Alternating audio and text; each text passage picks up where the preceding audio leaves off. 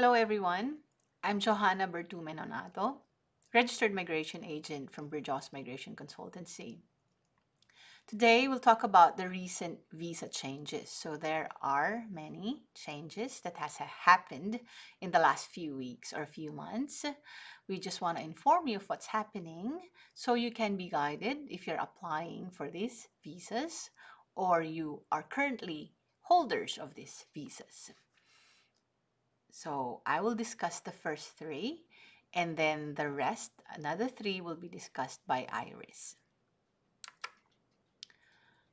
So these are the ones that we will be discussing: the 408 visa, 2-year grant, health and medical examinations, skills assessment for permanent residency visa GSM, the 482 ROL, regional occupation list, who will be eligible now for the 1860 RT stream, the 189 NZ stream, and the new duration of the 485 visa, which will be effective on the 1st of July 2023. All right. So 408 COVID stream visa. This visa is usually granted for a year. Now it can be granted for 2 years. This is part of the transitional arrangements to support graduates. So the international students who have graduated here. So how do you become eligible for that 2 years? You should be a visa holder, a temporary graduate visa holder. That's the 485 visa in Australia, whose visas expired or will expire between the 1st of September 2022 until the 1st of July 2023. So that's one. If you're part of that, then you can be eligible. Or temporary graduate visa holder 485 who were in Australia during the pandemic period and therefore not eligible for the temporary graduate visa replacement stream. So the replacement stream are for graduates, visa holders whom they were not able to use their visa because they were out of Australia and they couldn't get in because of the restrictions. So you must be working in Australia or have an offer of employment to be eligible for the 408 visa. You must apply within 90 days of your graduate visa expiring or 28 days after it expires. All right. So, of course, you don't want to be there, don't be after the expiry date because it has some effects. You can still apply, it says there, but it's best to apply for your visa before it expires. Note that if you're granted a 408 COVID stream visa for 2 years, you will not be eligible to then apply separately for an extended temporary graduate visa. Okay, so that's the first change. Second one is, this is really good news for people who would like to get their visas granted right away. As we know, when you're applying for a visa, health and medical exams are required. And sometimes it can take time to do that if BUPA is not available. The schedule, sometimes if you book today, the next available would be a month or two, and that delays the processing of the visa application. So it says here that because they want to streamline the processes, the Department of Home Affairs, they would only require the health and medical exam for the following.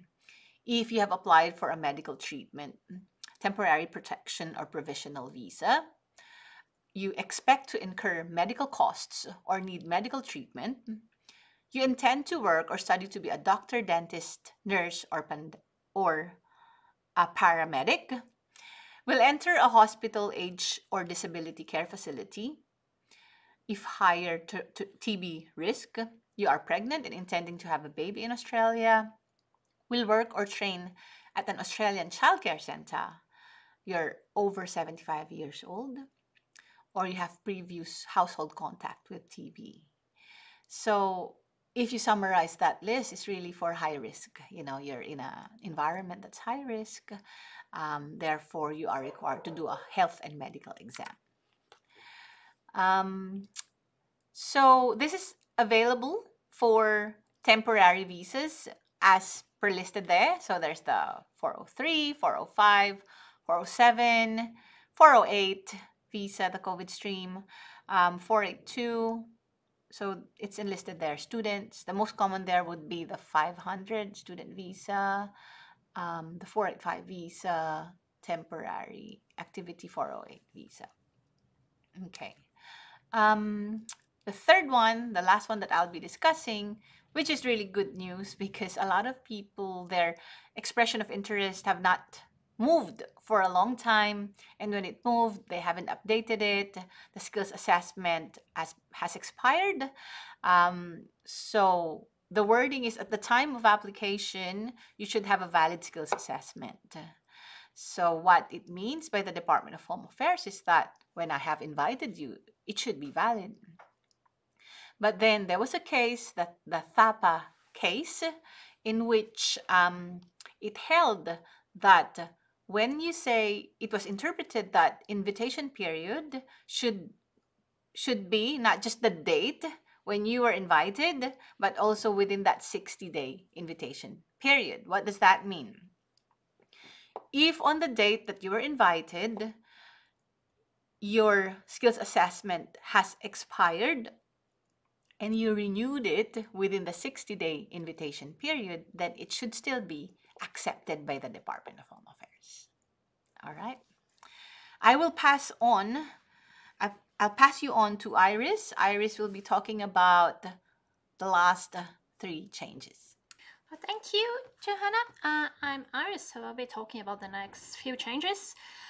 So this one is the 482 regional occupation list eligibility for the 186 TRT stream. What happened is that they create this concession that was available for those who were in the short-term stream of the TRT during the COVID pandemic. It was a concession just and sort of guaranteed that those who were here through the pandemic, they had a benefit. They got a benefit from it. So they create this exception that for 2 years, if you were a holder of a short-term stream, for A2, you will be able for a permanent visa through the TRT stream of the 186. Initially, the regional occupation list was left out of that, and the department has corrected that mistake and include the occupations in the regional occupation list. What that means is that if you hold 480 with an occupation in the regional occupation list, and you have been in Australia for at least 12 months during the pandemic, which is between the 1st of February 2020 and the 14th of December 2021, and at the time of the application you were employed by a person who was a lawfully operating business in Australia, then you will be able to qualify for the 186 and the TRT stream. You still need to meet the requirements of the TRT, which is you must have been working for the employer for 3 years and in the same position and everything else. But this was not available for occupations on the regional occupation list. This is a temporary measure. This pathway will be accessible for only 2 years. It commences in the 1st of July 2022. And it will end on the 1st of July 2024. So the next change is about the 189 New Zealand stream. There was a pathway for permanent residents for New Zealand residents for permanent residents in Australia through the 189 New Zealand stream. That is being put on hold. What the department has said is that they're going to make changes into the pathway. This will be effective from July 2023, but they haven't really explained what are those changes. And what they did is that they put all the applications on hold from the 10th of December 2022 until the 1st of July 2023. We are not entirely sure what's going to happen after July, if they're going to maintain this pathway or if they're going to create a different pathway, and what are going to be the rules. They also streamlining the processing, because they want to make sure all those visas that are on this pathway are decided before that happens. So they made a few measures to streamline the assessment of these visas. And that is acknowledging that New Zealanders have been contributing, like as long-term residents in Australia, throughout the COVID pandemic, and they've been part of the economy recovery after the pandemic. So these concessions include removing the requirement for New Zealand stream on-hand applicants to satisfy the criteria relating to the period of residence in Australia. So you don't need to prove that you have that anymore. The income threshold and your health criteria, because you had access prior to that to Medicare anyway. So that they just said for the applications that are currently on hand, that is the people who have applied prior to the 10th of December, they are not going to be checking those requirements. They're all going to be taken to be met. And that will make sure the applications are processed much faster. And there is another change to actually go back to the other slide. There's another thing that impact New Zealand citizens, which is the citizenship requirement. It's not in the slide itself, but it also has to do with those who are New Zealand citizens. If you have your permanent visa granted to Australia and you want to apply for citizenship, normally the requirement is you need to be in Australia for at least 4 years and you need to be a PR for 1 year. For New Zealand citizens, they have removed the requirement that you need your PR for 1 year. So what they say, if you get your visa granted today, you can already apply for the citizenship. That's something that's worth mentioning. Okay, and the other big change that affects lots of people, it's the 485 new visa duration effective from 1st of July 2023. What they have done, they are acknowledging the contribution of all the students to Australia, and that means they want the students to stay longer here, so they can, first of all, increase the chance of a permanent pathway as well, because you have more time to secure your employment, you have more time to get your work experience and everything else. So that's a very significant change in terms of student visas and not the student visa, but the 485 visa. They have increased for select bachelor degrees, so that's where it's a bit tricky. It's not for all bachelor degrees. It's not for all occupations. So what they did is they created a list which is linked to the occupations that are on demand. They're linked to the occupations that are in constant demand in Australia, and they're the occupations that normally give you a pathway to PR. And they link these courses to increasing the period of the visa. We don't have the final list. The department said that prior to July, they will give a final list with every CRICAS code that will qualify for this extra time in visas. But for now, we have an indicative list saying a whole number of courses will qualify for an extra 2 years if you have a bachelor degree, from 3 years to 5 years for master's degrees, and for all doctoral qualifications, that regardless of which field of studies, if you have a doctoral qualification, your visa will be increased from 4 to 6 years.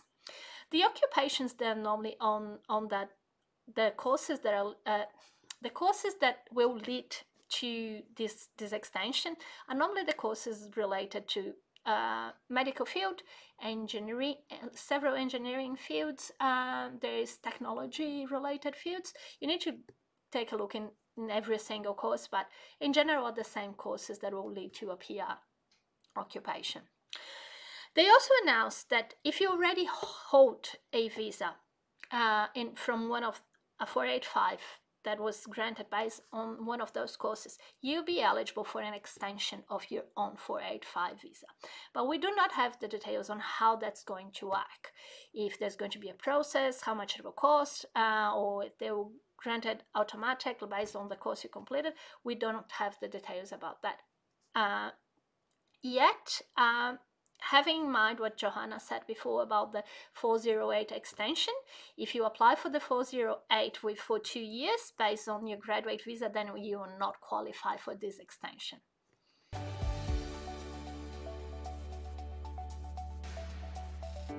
If you want a thorough discussion of your visa options in Australia, book in a consultation with our registered migration agents at www.bridgeaus.com.au.